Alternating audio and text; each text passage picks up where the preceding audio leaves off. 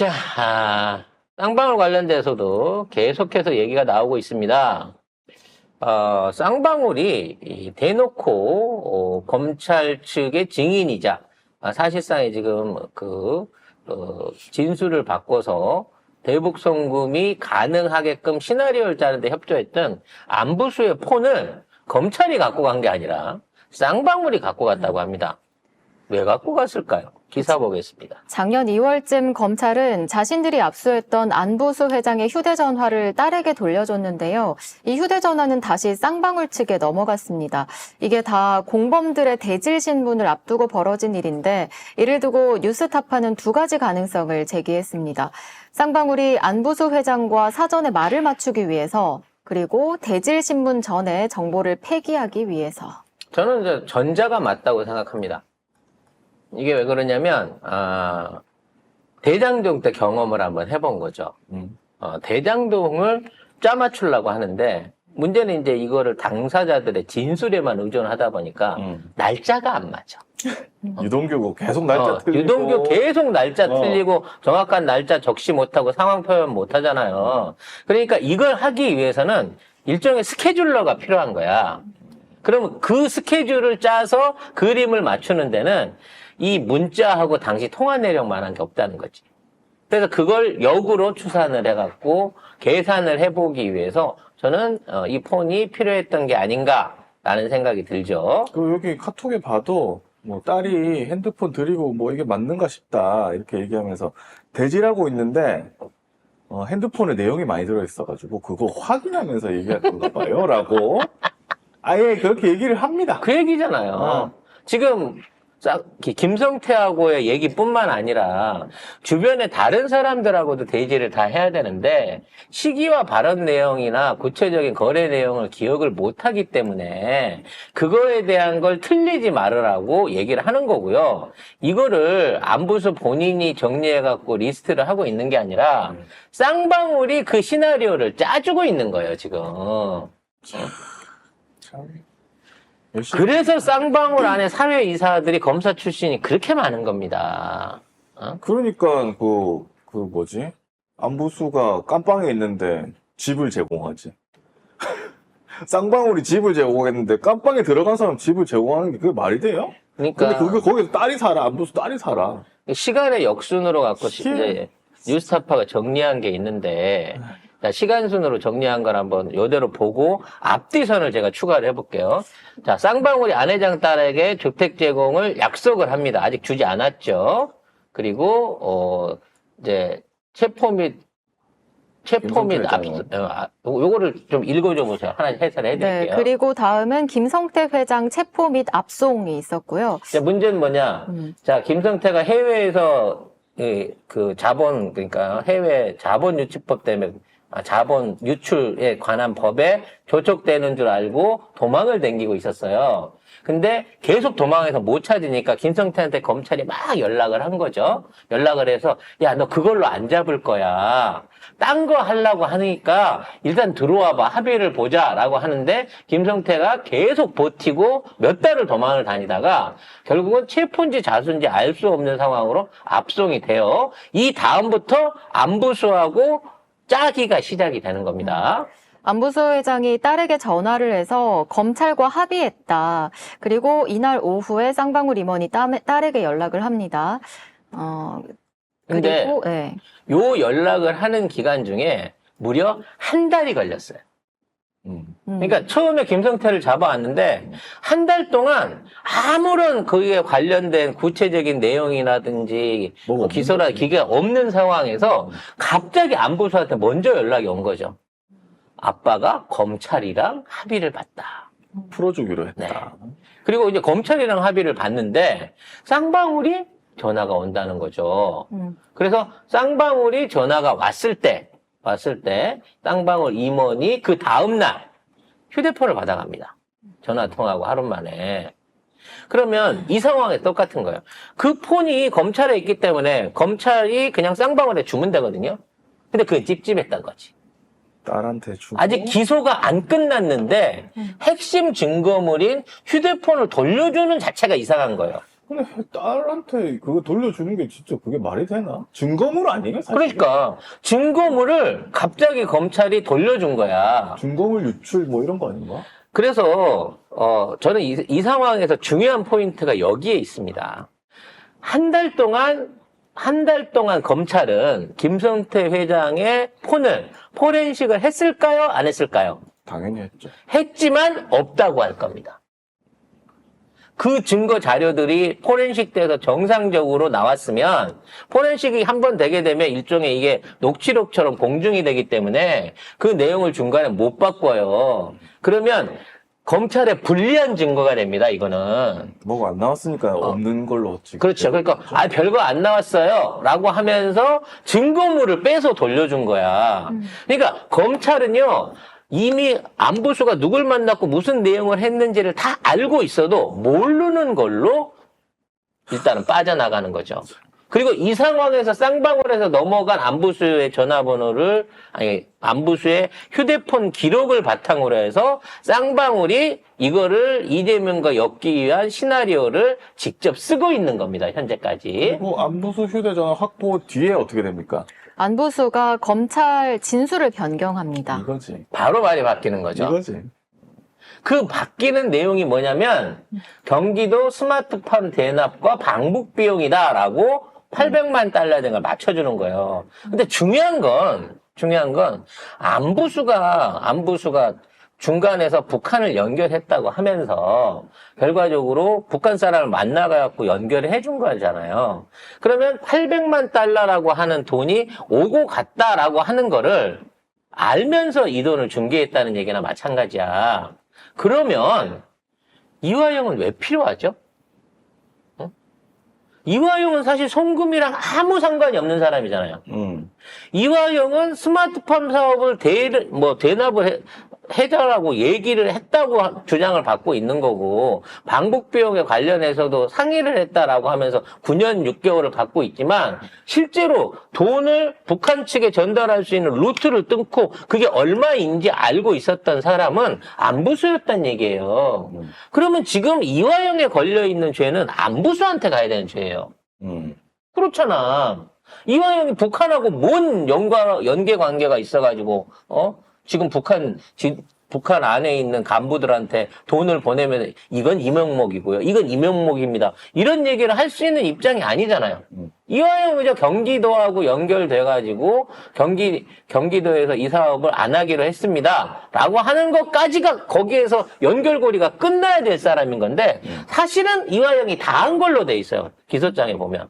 이화영이 다 하고 이재명 지사한테 보고까지 했다는 거지. 이재명 지사가 오케이를 했다. 이게 지금 검찰 논리고. 근데 실제로 일어난 거는 이화영에서 끝났어요. 그러면 이화영의 조서 안에도 최소한 안보수라고 하는 사람의 역할과 이름이 나와야 됩니다. 근데 지금 검찰 조서 안에 이런 내용이 전혀 없다는 거죠. 자, 이렇게 되고 한 달 후에 자, 네, 수원지검에 안부수 딸이 가서 아버지와 만납니다. 그 자리에는 검사도 있었고 쌍방울 임직원도 같이 있었습니다. 그래서 여기서 이제 그 다음 것까지 한번 보죠. 그 다음 날은 일단 만났고요. 3일이에요. 네, 그리고 검사가 김성태와 안부수, 방용철 등 공범 5명을 불러서 대질 조서를 작성합니다. 자, 왜 이게 세미나가 필요했을까요? 왜 이게 필요했을까요? 왜 부녀상봉이 18일 날 필요했을까요? 그 당시까지만 하더라도 안부수의 변호인들도 검찰 믿지 마라. 맞아. 검찰 시키는 대로 하다가는 오히려 더 큰일 난다고 안부수 딸을 계속해서 얘기를 한 거예요. 그러니까 밖에 있는 안부수 딸은 변호사 말밖에 못 듣기 때문에 아빠가 무슨 마음으로 지금 검찰이랑 협조를 하고 있는 건지, 협조를 하든지 그게 보장이 될 건지 라는 부분에 대한 확신이 없었단 말이야. 그러니까 이거는요, 안부수의 변호사의 의견을 바꾸기 위해서 딸한테 확신을 주기 위해서 먼저 부른 거예요.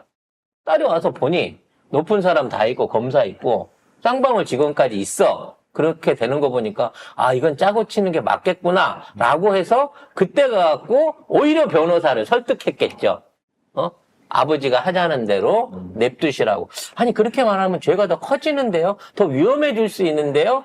정상적인 변호사면 이렇게 변호를 했겠지만 안부수는 결국 나중에 나 풀어주기로 했어. 보석해주기로 했어. 그래서 보석을 풀려나는 겁니다.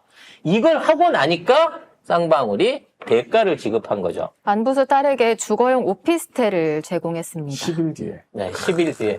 이렇게 이때 이 3월 18일부터 20일까지 해가지고 같이 모여서 쿵짝쿵짝해서 요거를 다 짜 맞추고 나니까 그래. 자, 이제 그러면 이 말대로 가는 겁니다. 계약금을 지급한 거죠. 오피스텔로 딱 10일 뒤에. 사주는 것도 아니고 월세를 줬어요. 네.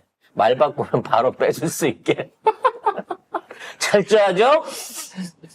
그러고 나서 이화영 재판에서 기존에 증언이 번복이 되면서 이게 엉망진창이 된 겁니다. 자, 중요한 건 이 과정 중에 이 과정 중에 아까 얘기한 방영철 등 공범 5명을 불러서 회의를 했다고 했잖아요. 이 안에 이화영이 있었다고 치면 이화영은 이걸 받아들였겠냐는 거죠. 처음에는 받아들였다고 했잖아요. 아니 그게 아니고 이거를 대놓고 해갖고 지금 안부수가 와서 증언을 바꿀 거고 이화영 네가 모든 걸 다 하는 걸로 해라라고 하면 안부수가 지은 죄를 이화영 보러 뒤집어 쓰라는 얘기예요. 이화영은 절대 그렇게 할 수 없는 거죠. 이화영은 지금도 2억 원어치 카드 쓴 거 하고 취업 청탁한 거 말고는 죄가 없다고 얘기를 하고 있는 거야. 뇌물을 현금으로 받은 것도 아니고 법인카드 받아가지고 한 1년 넘게 쓰면서 지급 비용이 한 2억 원 됐나 봐. 꽤나 흥청망청 쓰긴 했는데 구체적으로 그게 2억이 맞는지 어쩐지 모르겠지만 기소 내용이 그거예요. 근데 신용카드 받아서 2억을 썼다고 해서 이걸 사기죄로 한들 이걸 뇌물죄로 건들 9년 6개월이 나올 수는 없거든요. 금액의 차이가 있는 거지. 결론적으로 이런 방식으로 안부수와 이화영을 교차로 따로 떼놓고 교차로 엮어가면서 사실은 양쪽을 다 속인 겁니다. 문제는 이화영이 여기에 동조를 했으면 왜냐면 둘이 같이 놓고 있으면 나중에 공모를 한 거기 때문에 일이 커져요. 이화영은 이화영대로 포섭을 했을 거고 안부수는 안부수대로 포섭을 했을 건데 결국 나중에 가서 안부수는 풀어줬는데 왜 이화영은 안 풀어줬겠느냐는 거지. 이화영도 거의 넘어왔어요. 거의 넘어오고 뭐 조서 내용이 자기한테 불리한 거 충분히 다 알고 있는 상황이었는데 결과적으로 나중에 부인 만나고 변호사들 만나가지고 당신 그렇게 하면 안 돼라는 얘기 때문에 다 합의를 났던 거를 뒤집어 버린 겁니다. 그러니까 괘씸죄가 거기에 들어가는 거고요. 둘째는 지금 이화영을 저대로 두게 되면 증인이나 피고 매수죄가 검찰에 오기 때문에 어떻게든 이화영은 법정에서든 사회 나가서든 입을 못 열게 해야 되는 사람이 돼버린 거예요. 그래서 이거는 특검이 아니면 지금 있는 상황에서 이화영의 제대로 된 진술을 확보할 수가 없습니다. 그리고 이미 언론을 통해서 이화영이라는 사람에 대한 신뢰도를 다 깎아먹어 버렸잖아요.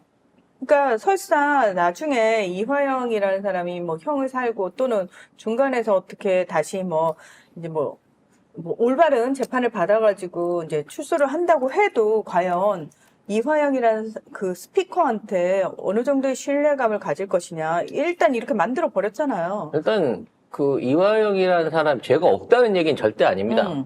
어찌 됐거나 김성태 회유에 빠져가지고 편의를 제공받은 거고 그 금액 규모가 아마 이것저것 다 냈을 거예요. 이화영이 같이 먹은 술값까지도 전부 이화영 접대비로 들어가는 다 거야. 거기다가 n분의 1이 아니라 다 뒤집어쓰는 거예요?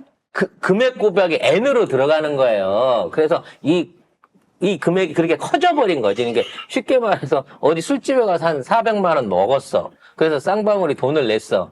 이화영은 이건 내가 쓰는 게 아닌데 그것도 나중에 다 뇌물로 간 거지. 그러니까 2억이 나오지 법카 써서 2억 나오기가 원희룡 아니면 쉽지가 않아요. 근데 오마카세를 1년에 한 1,000만 원어치씩 먹어주고 이래야지 나오는 거거든. 근데 그러지는 못했을 거기 때문에 결론적으로 이화영이 나쁜 사람이라는 거 또는 죄가 있다는 거 인정해야 되는데 문제는 안 지은 죄를 뒤집어 쓸 사람은 아니었다는 거지. 그리고 정작 그 죄를 뒤집어 써야 되는 거는 국정원도 인정을 했던 직접 북한 지역 사람들을 만나서 연결고리를 만들고 쌍방울 하고 대북송금이 이루어지게끔 뒷작업을 해준 안부수의 문제란 말. 안부수가 이 죄를 다 뒤집어 써야 된단 말이에요. 안부수하고 쌍방울의 문제죠, 사실은. 그게 문제인 거야. 안부수를 이재명하고 붙일 방법이 없는 거예요. 검찰 측에서. 그래서 이화영이 필요해. 그렇죠. 그래서 공모자로 이화영을 끌어놓고 싶었을 겁니다. 그래서 처음에는 이화영은 소개만 했다.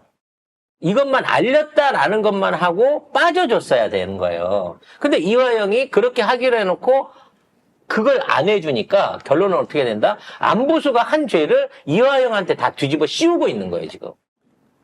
결국은 안부수 이 사람이 보석으로 나와 있다는데 이 사람 입이 사실상에 또 하나의 스모킹건이 돼가고 있는 거죠. 근데 지금 안부수 딸이 쌍방울로부터 오피스텔까지 제공받고 있는 상황에서 누가 봐도 이거는 뭔가 이상하잖아요. 정상적이지 않고. 그런 상황에서 안부수가 과연 진실을 말해줄 것이냐. 그러니까 안 하지. 검찰 안에서는 말 못하니까 특검에 데리고 와야 된다니까요. 그리고 특검에 데려다 놓고 증언이, 왜냐면 이 사람은 1차적으로 일사부재리에 의해서 보석 판정을 받고 나온 사람이야. 추가 죄가 있는 것도 아니고. 그래서 이 사람을 다시 잡아 넣어갖고 뇌물죄나 어떤 사기죄나 대북송금에 관한 어떤 죄상을 뒤집어 씌우려고 하더라도 그게 안 돼요. 현재로서는. 그러니까 이 사람은 일종의 그 면책 특권을 유지시켜주는 형량 조건을 바탕으로 해서 네가 이에 대한 내용을 제대로 진술해라.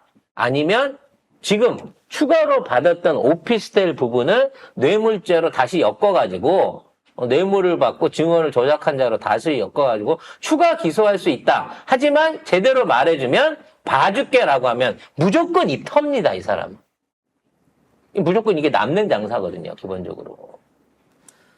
따라서 안부수의 신변 확보 그리고 조속한 특검이 꼭 필요합니다. 지금 민주당도 그걸 최우선으로 해서 진행을 하고 있는데 민주당의 행보가 좀 느려지는 이유는 이것만 단독으로 잡으면 바로 상정해갖고 특검 요청을 할 수 있는데 이게 자칫 잘못 비치면 이재명 대표 방탄을 위해서 특검을 한다 소리가 나올 수 있기 때문에 다른 사안들을 몇 개를 같이 하고 있는 거예요.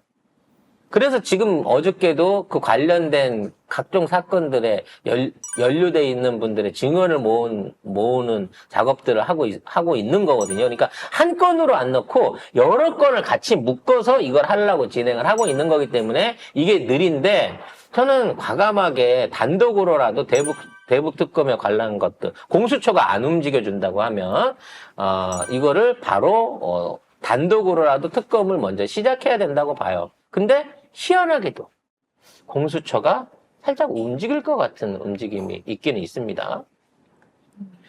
물론 이 건은 아닙니다만 공수처가 지금 이재명 대표 관련한 그 피습 사건에 그 물청소를 했던 강서경찰서를 압수수색했다고 합니다. 그래서 이게 이제 기류가 매우 이상한 거예요. 공수처 왜 이렇게 열심히 하지? 그러니까 내가 얘기했잖아. 공수처가 저것들은 윤석열 쪽 편이 아니고 공수처 출신이 원래 거대 로펌들 편인 거고 그 거대 로펌들 뒤에는 이 대기업 자본주들이 있으니까 윤석열이 더 이상 꼴 보기 싫다, 더 이상 끌려가서 술 먹기 싫다고 생각하면 언제든지 공수처는 입장을 바꿀 수 있는 거였거든요. 근데 나는 늘 말씀드리지만 우리 영철이 오빠하고 시호가 프로포폴 갖고 김스타. 네, 우리 김스타가 우리 이 꽃받침 같은 우리 꽃오파를 미스터 플라워를 작업을 친 게 이번에 밝혀졌잖아요. 바로 태도를 난 그때부터 바꿨다고 봐요. 제가 그때 얘기했잖아요. 우리 재용이 형, 이거 참으시면 안 된다고. 당한 거. 형이 지금 작업을 근사하게 무슨 재심 신청 넣고 법정에서 하고 이런 거 하실 분 아니라니까, 이분이. 우리 방송 삼성에서도 보고. 그럼, 삼성에서 보고 있어. 쿠팡에서도 보고 있고. 직관적으로 직관적으로 이거 어떻게 하면 얘네들 제일 빨리 조질 수 있겠냐라고 했을 때 바로 공수처를 움직여갖고 이 정권을 아작을 내야 그게 빨리 올 것 같습니다라고 나라도 조언을 했을 거란 말이지. 아니 그냥 제가 봤을 때는 야, 내가 작업당한 것 같은데 저것들 당장 저기 물 먹일 수 있는 방법 저기 보고해라고 했겠지. 내가 그런다는 거 티 안 나게. 그렇지. 그럼 미전실에서 작전을 짰겠지. 지금은 없어졌다는 그 미전실에서 그게 왜 없어져요? 이름만 바뀌지. 네, 이름 바꿔가지고 지금 존재하고 있는 거기서 이제 작전을 짰겠지. 할 수 있는 모든 방법. 일단 언론 동원하는 거는 JTBC를 필두로 그렇죠. 예, 그쪽을 동원을 하는 거고. 그러니까 태블릿 사건이랑 똑같잖아요, 지금. 그러니까. 갑자기 JTBC가 드러나갖고, 막 이걸 태블릿이 뛰어가면서 막 인터뷰 만들어 가고, 그동안 JTBC가 몇몇 히트 쳤던 거, 세월호 가서 오랫동안 현장에서 그 중계한 거는 좀 별도로 치겠습니다. 태블릿 PC 같은 건도 그렇고, 안희정 지사 그 날릴 때도 그렇고, 얼마나 이해 안 되는 우연과 이런 것들이 많았었냐 말이죠. 결론적으로 지금 이 공수처의 매우 긍정적인 태도는 이게 결국은 윤석열 압박용이라는 생각이 자꾸 든다는 거예요. 그래서 근데 제드래곤 지금 듣고 있는지 모르겠지만 삼성 집적은 안 들으셔. 그치, 삼성은 듣고 있겠지. 누가 브리핑 근데 해드리겠지. 일단 루는 멍충해가지고 간접적으로 해도 지 못 욕을 해도 알아들어. 야 이 멧돼지야 그러면은 자기한테 한 욕인지 모를 거라는 거예요. 그래서 지금 그걸 알고 계세요, 우리 미스터 플라워는. 그래서 지금 미스터 플라워는 성렬이는 자동방으로 조지는 거고, 건의를 조지려고 하고 있는 거예요, 건의를. 진짜 제대로 조질 네. 사람은 그쪽이죠. 그래서 건의를 조져가지고 모든 것들을 건의 쪽으로 다 때려 몰고, 거기에 대한 처절한 응징을 하고, 가진 돈을 다 뺏기 위해서는 개털이야, 윤석열은. 지금 털어봐야 감옥 보내는 거 말고는 나올 게 하나도 없어요, 개털이야. 야, 이 정도 되면 진짜 뭐랄까, 딸 키 크면 결혼시켜준다 그러고 계속해서 머슴 부려먹는 그 장인 있잖아요. 그거랑 똑같은 거야, 윤석열이 당하고 있는 꼬라지는. 응? 그냥 부지런히 술만 얻어 처먹고 있는 거고, 모든 실권, 모든 재산, 모든 권한을 전부 다 김건희가 다 쥐고 엄마랑 같이 휘두르고 있는 거잖아요. 이 구조를 무너뜨리려고 하는 겁니다, 결과적으로는.